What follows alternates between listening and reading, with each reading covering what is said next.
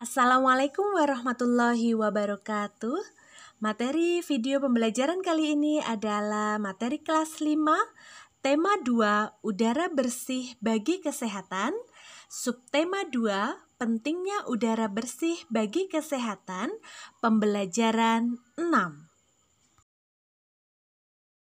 Jangan lupa dukung terus channel ini dengan cara like dan subscribe, serta bunyikan tanda lonceng untuk mendapatkan video-video terbaru dari channel ini. Pada pembelajaran 6 ini kita akan belajar mengenai pelaksanaan musyawarah, informasi bacaan dengan kata tanya apa, siapa, di mana, bagaimana, dan mengapa, serta kita akan mempelajari unsur peragaan karya tari. Edo dan teman-teman sekelasnya bermusyawarah.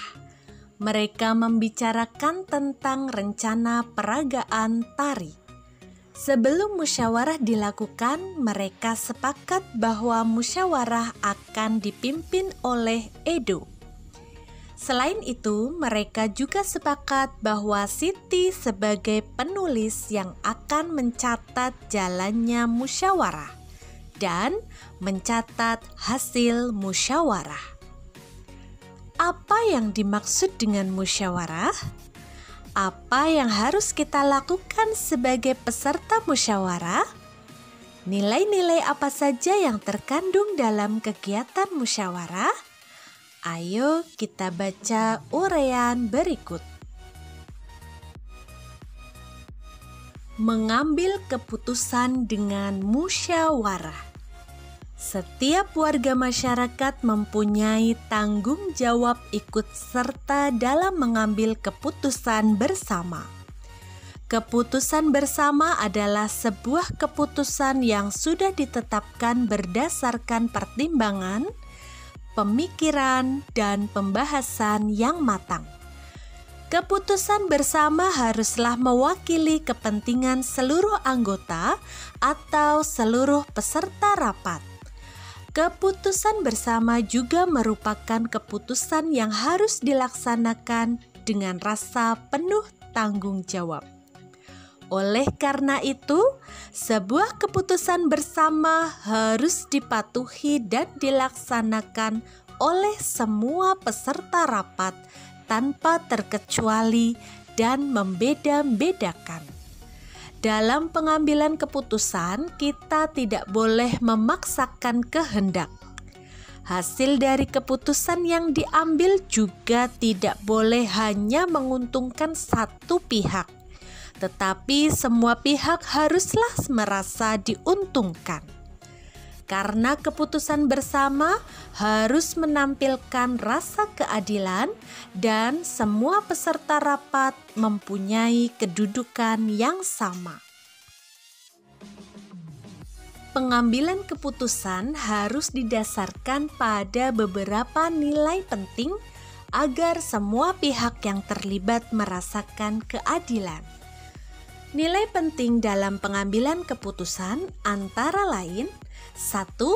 Nilai kebersamaan. Pengambilan keputusan harus dilakukan secara bersama-sama, duduk dalam suatu tempat dengan tujuan yang sama demi kebaikan bersama. Walaupun setiap peserta rapat berasal dari latar belakang yang berbeda, namun harus tetap mendahulukan kepentingan umum dan mengesampingkan kepentingan pribadi. 2. Nilai kebebasan mengemukakan pendapat. Bebas artinya tidak mendapat paksaan dari orang lain. Semua peserta rapat boleh mengutarakan pendapatnya.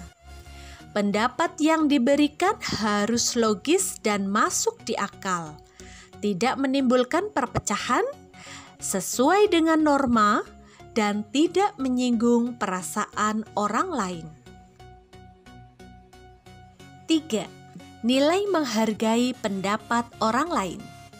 Setiap peserta rapat haruslah mendengarkan dan menghargai pendapat orang lain tanpa menyela orang yang sedang mengemukakan pendapat.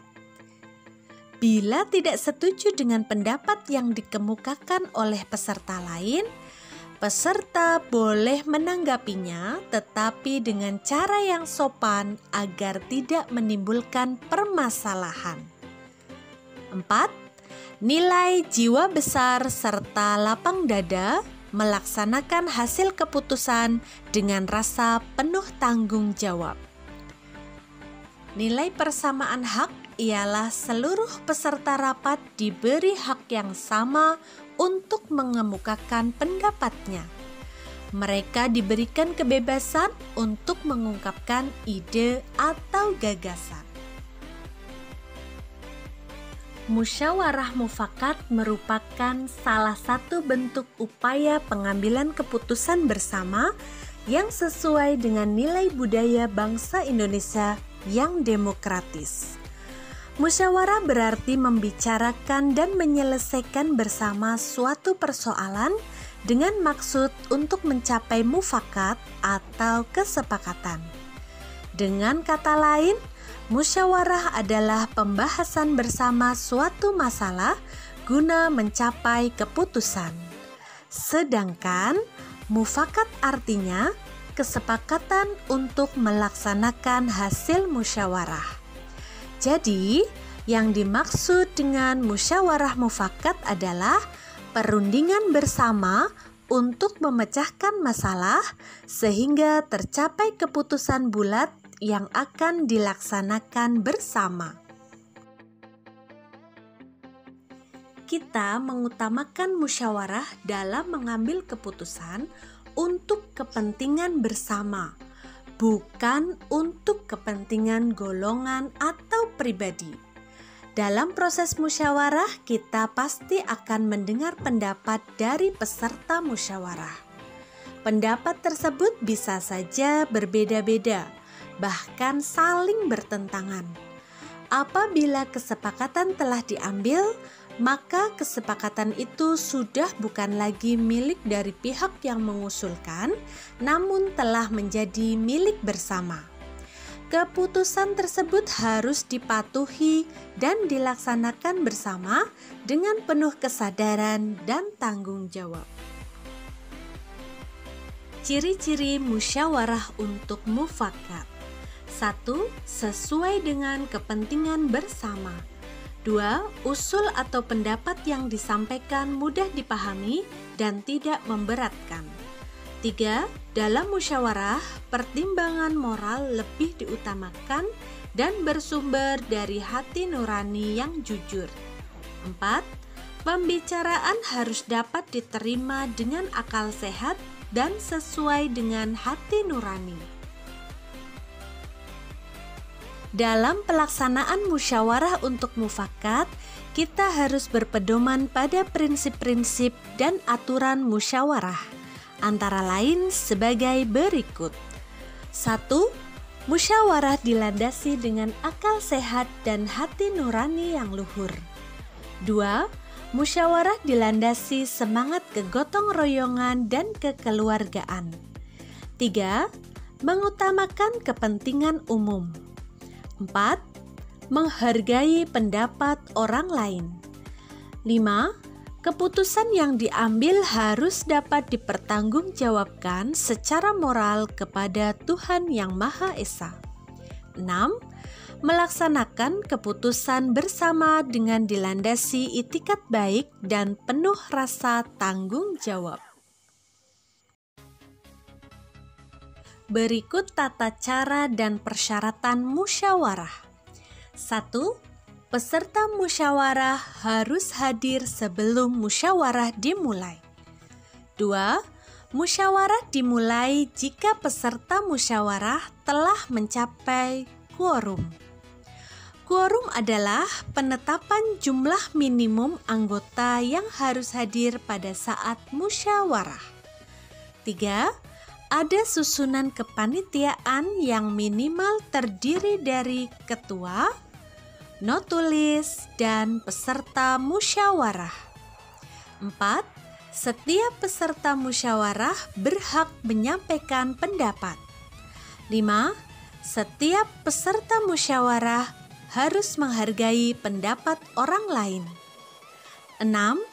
Pendapat yang disampaikan harus dapat diterima akal sehat, tidak untuk kepentingan pribadi atau golongan, tidak menimbulkan perpecahan, sesuai dengan norma, dan tidak menyinggung perasaan orang lain.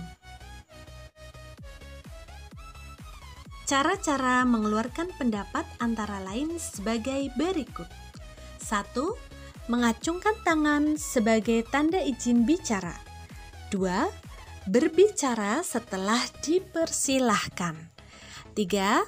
Kalau ada yang berbicara, menunggu sampai pembicaraan selesai. 4. Bersikap sopan. 5. Suara cukup jelas. Sikap dalam musyawarah antara lain sebagai berikut. 1. Menghargai atau menghormati pendapat orang lain. 2. Tidak memaksakan kehendak kepada orang lain. 3. Tidak boleh mencela pendapat orang lain. 4. Tidak boleh memotong pembicaraan orang lain. Dari bacaan tentang musyawarah tersebut, mari kita pelajari bersama bagaimana membuat pertanyaan dan jawaban menggunakan kata tanya apa, siapa, di mana, bagaimana, dan mengapa. Sebagai contoh, pertanyaan menggunakan kata tanya apa. Contoh pertanyaannya adalah, apa yang dimaksud dengan musyawarah mufakat? Jawabannya, musyawarah mufakat adalah perundingan bersama untuk memecahkan masalah sehingga tercapai keputusan bulat yang akan dilaksanakan bersama. Berikutnya, pertanyaan menggunakan kata tanya siapa. Contoh pertanyaannya, siapa yang bertanggung jawab atas hasil musyawarah? Jawabannya adalah, yang bertanggung jawab atas hasil musyawarah adalah semua peserta musyawarah. Berikutnya, kata tanya di mana. Di mana kita menemukan hasil musyawarah? Jawabannya, di setiap hasil keputusan yang diperoleh secara mufakat. Pertanyaan selanjutnya menggunakan kata tanya bagaimana. Contoh pertanyaannya, bagaimana sikap kita terhadap hasil keputusan musyawarah? Jawabannya, harus mematuhi dan melaksanakan bersama hasil keputusan dengan penuh kesadaran dan tanggung jawab. Pertanyaan yang terakhir menggunakan kata tanya mengapa. Contoh pertanyaan yang sesuai dengan bacaan yaitu, mengapa kita harus melakukan musyawarah? Jawabannya adalah karena untuk memperoleh keputusan bersama atau mufakat. Edo dan teman-teman bermusyawarah mengenai rencana pelaksanaan peragaan tari. Tahukah kamu apa yang harus diperhatikan dalam menyiapkan peragaan karya tari? Bacalah uraian berikut. Sebelum melaksanakan peragaan karya tari, ada beberapa hal yang harus kita persiapkan. Tujuan persiapan yaitu agar peragaan karya tari berhasil dengan baik dan pantas untuk ditampilkan di depan orang lain. Persiapan yang dilakukan sebagai berikut. 1. Menentukan bentuk karya tari. Bentuk karya tari ada bermacam-macam. Ada bentuk tari tunggal, bentuk tari berpasangan, dan bentuk tari kelompok. Bentuk karya tari perlu ditentukan sebelum diperagakan di depan penonton, karena berkaitan dengan unsur lain. 2. Memilih karya tari. Pemilihan karya tari harus disesuaikan dengan bentuk tari. Sebagai contoh, jika bentuk tari yang dipilih tari berpasangan, pilihlah karya tari berpasangan. 3. Menentukan jumlah penari. Jumlah penari disesuaikan dengan bentuk dan karya tari yang dipilih. Jika karya tari yang dipilih berpasangan, maka jumlah penarinya 2 orang atau kelipatannya.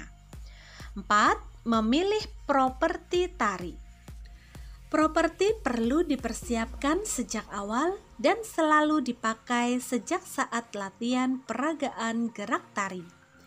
Tujuannya agar pada saat peragaan di depan penonton, penari sudah terbiasa dengan penggunaan properti sehingga sesuai dengan gerak tari. 5. Menentukan iringan tari. Saat ini iringan tari bisa didapatkan dalam aneka bentuk rekaman, baik dengan pita kaset maupun CD. Persiapkan iringan tari sejak awal dan gunakan selalu setiap kali latihan. Yang keenam, memilih busana tari. Setiap karya tari memerlukan busana yang berbeda. Busana tari harus sesuai dengan tema tari. Saat ini banyak persewaan busana tari sehingga memudahkanmu dalam menyiapkan busana tari. Namun, apabila di daerah tempat tinggalmu tidak ada penyewaan busana tari, kamu dan teman-temanmu dapat berkreasi menciptakan busana tari sesuai tema tari yang akan diperagakan. Sekian untuk video pembelajaran kali ini. Semoga bermanfaat. Assalamualaikum warahmatullahi wabarakatuh.